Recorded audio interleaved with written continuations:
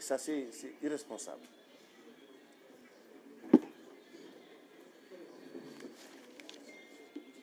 Fi mu mujjee nag bon mooy point bi le plan bi bi ñu doon présenté keroog Grand Théâtre c'était un théâtre politique.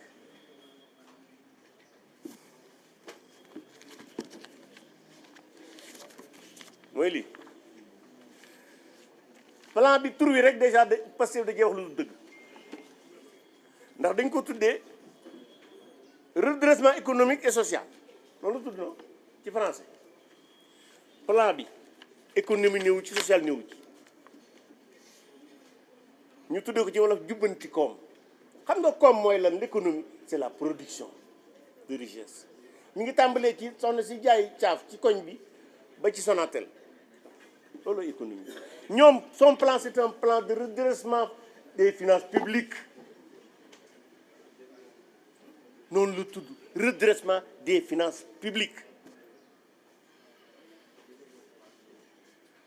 ma ne leen c'est illégal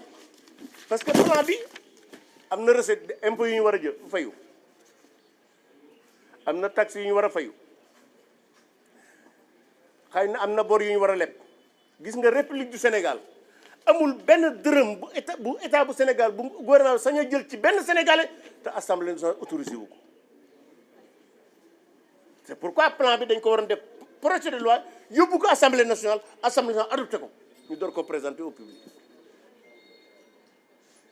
même seen agenda 2050 bi sax c'est illégal amul statut benn juridique et loolu boo ko waxee dinaa ci ñeme parce que Macky Sall ba mu defaree PSE ba pare dama ne ko président nañ ko defal une loi d'orientation économique pour mu am légalité parce que Sénégal noonu lay doxee lu ñu fiy def lu état bi def lu ne daa war a légal soit constitution bi da ko war a prévoir wala loi prévoir ko wala un règlement. Et évidemment en 2022 cette loi a été votée à l'Assemblée nationale de agenda 2050 ba léegi amatul l'onction de l'Assemblée nationale. Or toute recette toute dépense du gouvernement assemblée moo ko war a autoriser. kon seen lii ñu tuddee woon plan de redressement économique et social qui est un plan de redressement financier il est illégal il est inutile parce que jàngoro ji muy faj du ko faj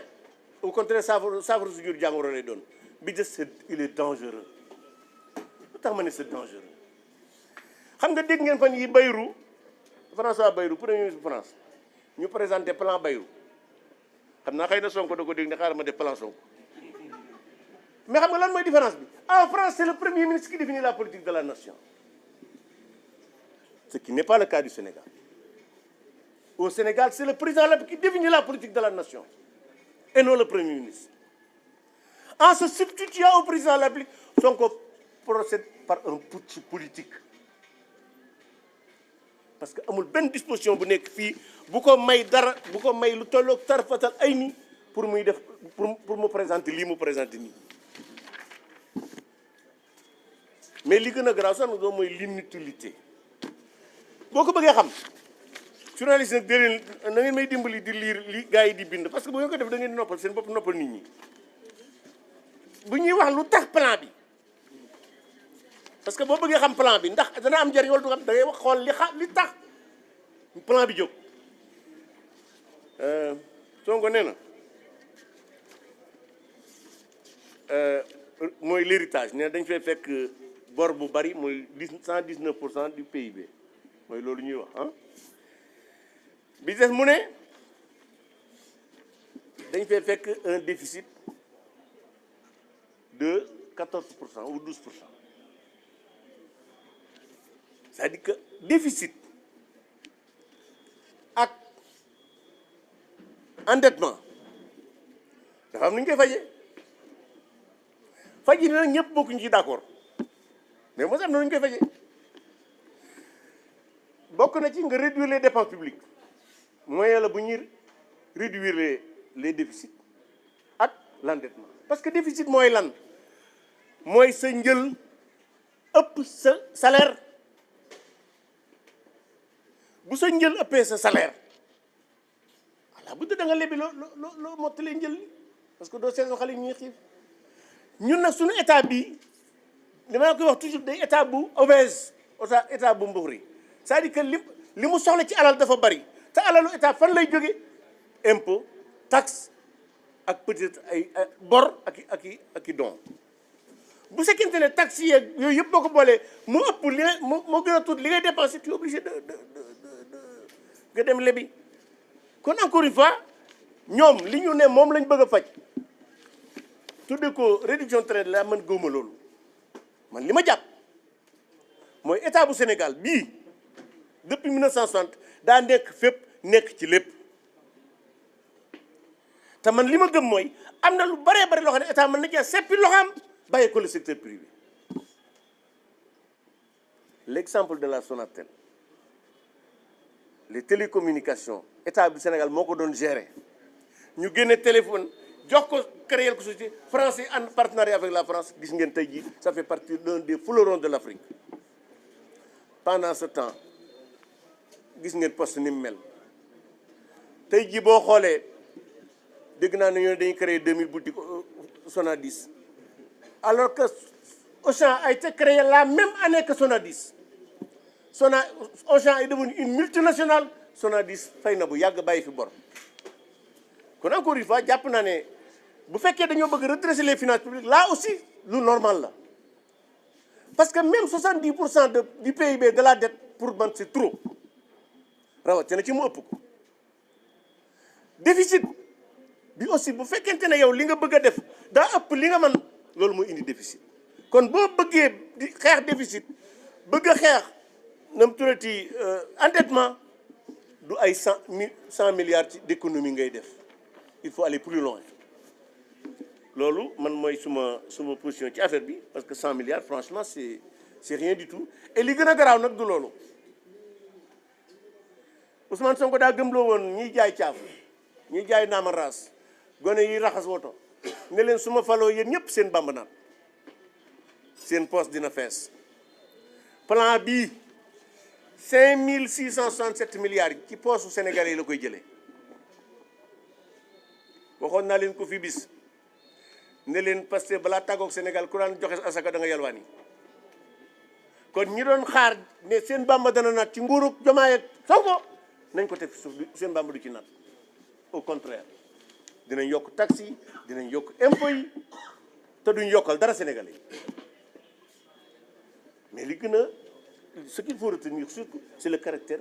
le fait que le président la moom moo war a définir la politique de la nation le premier c'est substituer à lui et d'ailleurs boo xoolee même communiqué bi mujj du conseil des ministres dañ ne le texte a été adopté en conseil des ministres texte bi lan la loi la wala décret bu dee loi daa war a dem assemblée nationale avant ñu di ko yóbbu ci mbedd mi bu dee décret daa war a génn journal officiel autrement dit comme li ma leen wax sànq c'était un théâtre politique pour donner l'impression que ñi ngi xalaat que liggéey xalaatuñu liggéeyuñu indi nañ fi projet mujjul fenn agenda 2050 damay wax ne du projet du plan du programme c'était un pamphlet politique pour préparer les législatives bii itam nag je soupçonne que c'est pour préparer quelque chose maintenant Ousmane Sonko bi muy def dëgg nee na woon Diomaye bu mun na ma jox ah ba daa bëgg a jël ah ba daa bëgg a jël kon encore une fois xam nga tey man personnellement su ma neexoon ma laisser deux parce que yàgg naa wax sénégalais yi waa Pastef yi baaxuñu sénégalais yi di ma tànqamlu tey jii képp koo xam ne même ñu àndoon ak ñoom te gëm leen am nga kersa parce que xam nga ne amuñu programme ils sont pas compétents duñu defar réew mi parce que li mu fi yàq bu doon toog ñu téeméer at du ko defar waxuma nag yàq gi mu fi fekk maintenant man en tant que défenseur de la République défenseur du Sénégal je crois que très honnêtement lii ma Ibrahima Ndoye def ak Mamadou Diouf jaaduwul waaye nag dama leen di bàyyi ak seen bopp parce que damay wax ne nit lu mu bañ dee fekk ko ci rek bu mu ko def benn ñaar ku ragalu dee kenn mënu ko ku ragalu dee kenn mënu ko te nag ñaar yi moom bis bu yàlla sàkk ma di ko waajal sama bopp bis bi may dee ak bis bi may dellu Rëbës bagage yi mat na sëkk saa suñ buñ ma fekkoon fii ci buntu buñ demee ma ànd ak ñoom dem amu ci benn problème parce que c'est un choix politique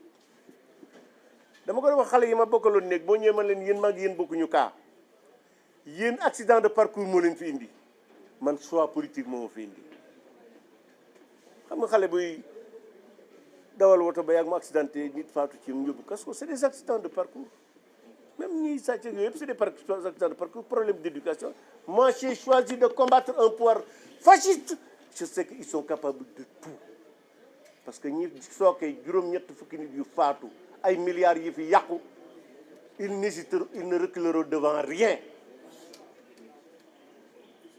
waaye bu ñu amee ku ñu xoxotal booye bu ñu teg ko fi suuf ndegam man mi nga xam ne li ma des ci dund bariwut maa ragalut kaso asama gone yi. Encore une fois mesdames, messieurs les journalistes maa ngi leen di gërëmaat di leen xam ne namoon naa leen trop